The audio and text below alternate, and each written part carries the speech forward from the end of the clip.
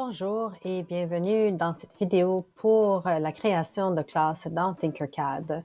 Alors, nous allons s'assurer en premier de faire la connexion. Vous allez cliquer Connexion et Enseignant. Vous allez cliquer sur Se connecter avec Google avec vos informations de GGL. Une fois que vous êtes ici, vous allez rentrer ici en haut à droite sur votre icône et assurer en premier que vous avez les bons paramètres. Une fois que vous êtes ici, glissez jusqu'en bas et cherchez comment utiliserez-vous Tinkercad. Alors, vous allez cliquer sur Enseignant. De l'autre côté, l'étudiant, il fera la même chose et à ce moment-là, il va cliquer Étudiant. Alors, une fois que nous avons sélectionné Enseignant, enregistrer les modifications. Alors, nous allons retourner en cliquant sur Tinkercad, en haut. Et il y a deux façons de créer des classes. Il y aurait à gauche ici, en cliquant Classe, ou bien, encore une fois, sur votre icône, Mes classes. Alors, on peut essayer. On va cliquer par Classe. Et on voit déjà qu'il y a d'autres groupes qui ont été créés ou classes. Nous allons cliquer sur Créer une classe. Et ici, vous allez écrire toutes les informations importantes. Donc, groupe 2, par exemple, le niveau, la matière et créer une classe. Alors, une fois que vous êtes ici, vous avez plusieurs possibilités. En premier, nous avons ici l'onglet étudiants pour créer une liste d'étudiants. On a les activités où est-ce que vous pourrez éventuellement déposer une activité que tous les élèves pourront accéder. Des conceptions. Donc, bien entendu, il n'y a rien ici parce qu'il n'y a pas encore d'étudiants. Modération, s'il y a des élèves que vous voulez bloquer ou modifier leurs travaux. Et vous pourrez même collaborer avec d'autres enseignants en cliquant sur l'onglet Co-enseignant. Alors ici, lorsque nous sommes sur l'onglet Étudiants, nous allons partager le lien de la classe. Un nouvel écran apparaît et on voit qu'il y a différentes possibilités. Vous pouvez partager ce code avec vos élèves. Et il y a même des instructions ici, ce que vous pouvez faire avec ce code. Vous pouvez copier le lien et le déposer dans Google Classroom, par exemple, ou l'envoyer par courriel. Ou vous pouvez copier ce code-là et, par exemple, le coller sur un autre document. Il y a des instructions pour les étudiants. Donc, si l'élève a le lien de la classe, il pourra accéder à la classe en cliquant sur le lien. Et saisit le pseudo, que je vais expliquer c'est quoi dans quelques instants. Ou bien, si l'élève a le code de la classe, il peut y accéder en cliquant sur le lien tinkercad.com Join Class et écrire le code.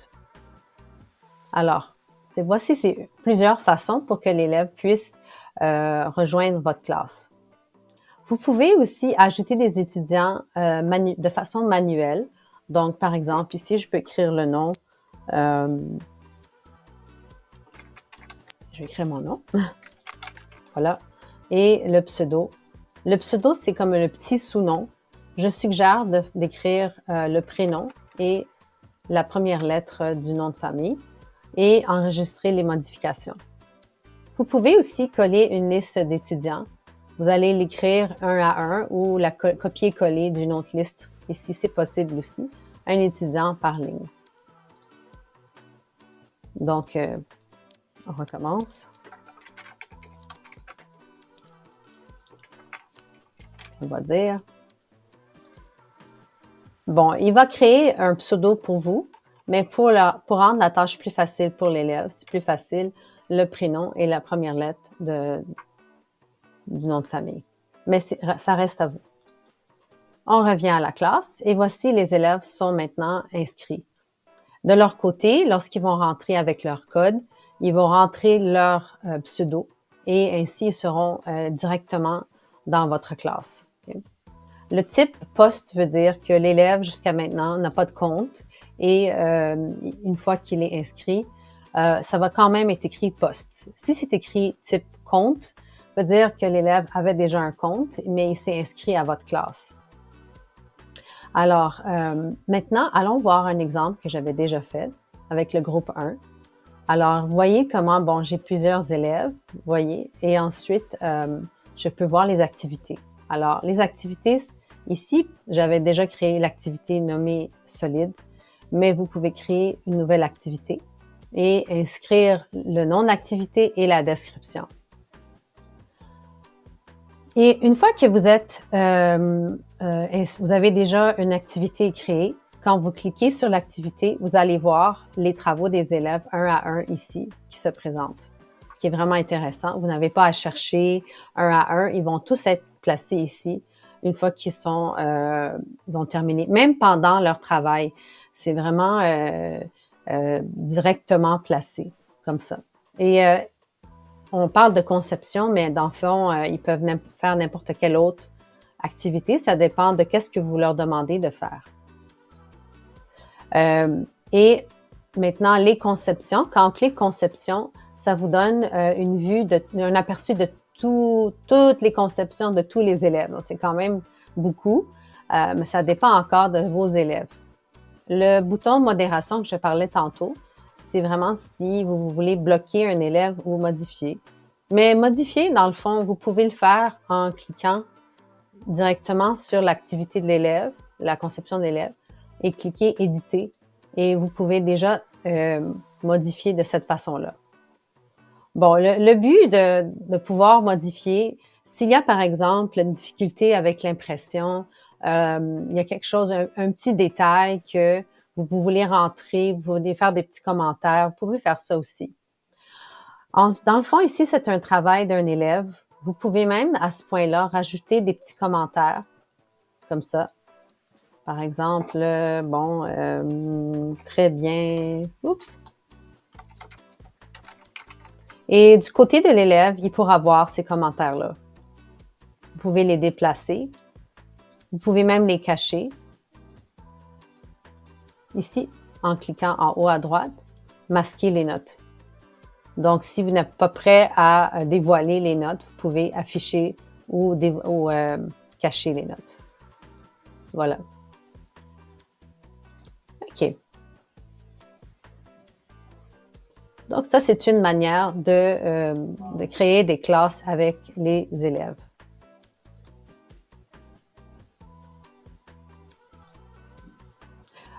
Ici, maintenant, liste des classes. C'est vraiment intéressant aussi. Si vous voulez partager les informations pour chaque élève, vous pouvez imprimer cette liste et la découper et donner une espèce de billet, un ticket aux élèves avec le code de la classe. C'est une autre façon aussi de partager l'information.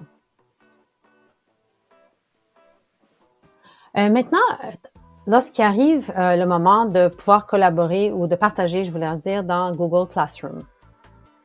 Alors là, à ce moment-là, vous allez sur Classroom.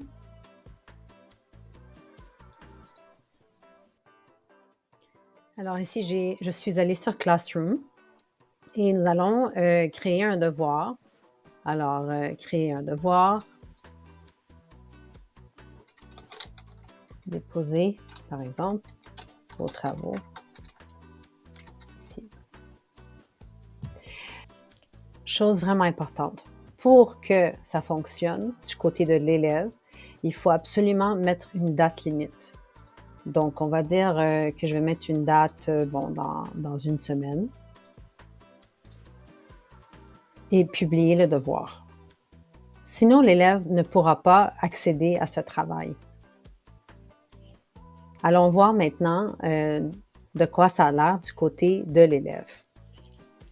Alors, du côté de l'élève, il ou elle a deux choix. Il pourrait exporter le travail sous format STL et ensuite l'attacher comme n'importe quel autre dossier dans Classroom, ou bien aller sur le bouton « Envoyer », cliquer sur « Partager » sur Classroom, continuer vers Google Classroom et ensuite venir trouver la classe et le nom du devoir va apparaître ici. Et c'est pour cela qu'il faut avoir une date limite. C'est comme ça que ça fonctionne. pèse sur le bouton OK, joindre, afficher le devoir. Et là, on se retrouve sur Classroom. L'élève va cliquer Rendre le devoir. Et voilà. Alors maintenant, on pourrait aller voir de quoi ça a l'air du côté de l'enseignant. Alors nous sommes de retour ici du côté de l'enseignant. Alors il y a le fameux devoir déposer vos travaux ici. Alors on voit une vue d'ensemble comme d'habitude des travaux. On voit qu'il y a seulement un élève qui a remis le travail. Et vous voyez, c'est un lien qui nous amène vers Tinkercad. Tandis que si l'élève envoie un fichier STL, l'enseignant pourra l'utiliser et directement le placer dans le logiciel de découpage.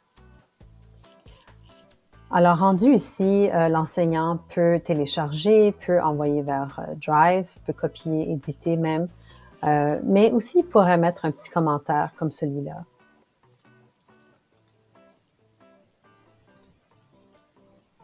Et pourra aller y faire donner des petits commentaires comme on a dit tantôt. Alors ici, je suis retournée dans mon groupe et je voulais vous montrer une petite dernière astuce. Récemment, Tinkercad a rajouté des badges. Alors vraiment, c'est juste un petit coup de pouce. Si jamais vous avez remarqué quelque chose d'exceptionnel et vous voulez rajouter un badge pour encourager l'élève, comme ça, il y en a, bon, c'est écrit en anglais, mais ça pourrait être quand même intéressant. Vous avez aimé la collaboration, voilà. Alors, c'est des petites nouveautés comme ça pour encourager les élèves. Bon, cet étudiant-là a reçu 2 badges. Alors, peut-être que ça pourrait être un défi en classe après avoir terminé un certain montant de travail ou si vous avez remarqué une collaboration exceptionnelle, vous pouvez leur attribuer un badge. Alors voilà, c'était comment créer des classes dans Tinkercad. À bientôt!